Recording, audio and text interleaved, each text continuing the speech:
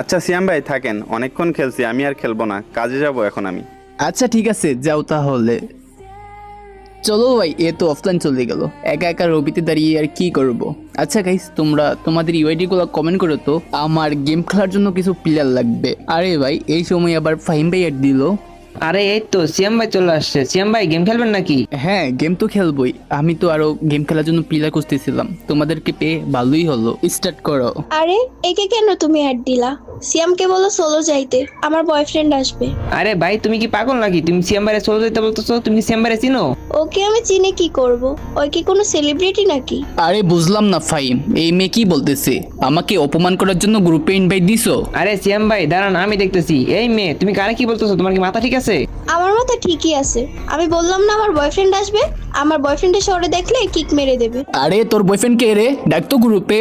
আচ্ছা ঠিক আছে, দাঁড়াও ডাকতেছি। আরে কি রে, তোর বয়ফ্রেন্ড তো গ্রুপে আইসেই বই পেয়ে চলে গেল। ভয় পায় নাই, ওর হয়তো নেট সমস্যা। দাঁড়াও আবার ডাকতেছি। এই তো আসছে। আরে জান, তুমি আমাকে আবার এই গ্রুপে এড দিচ্ছ? জান, তুমি আমাকে এই গ্রুপে আর এড দিও না। অ্যাড দিব না মানে? এই সিয়াম আমার সাথে বেয়াদবি করছে। আরে বাদ দাও তো, গ্রুপ থেকে বের হও। আমার সাথে বেয়াদবি করছে, তুমি কিছু বলবা না? শোনো, আমি তোমাকে একটা কথা বলি, আমি সিয়াম ভাইকে ভালো করে চিনি। সিয়াম ভাই কখনো কারোর সাথে বেয়াদবি করে না। তুমি হয়তো সিয়াম ভাইয়ের সাথে খারাপ ব্যবহার করছো, তার জন্য সিয়াম ভাই রেগে গেছে। সিয়াম ভাই ওই হয়তো আপনাকে চিনতে পারে নাই। আমি ওর হয়ে আপনার কাছে মাফ চাইতেছি। সরি ভাই, ওরে মাফ করে দেন।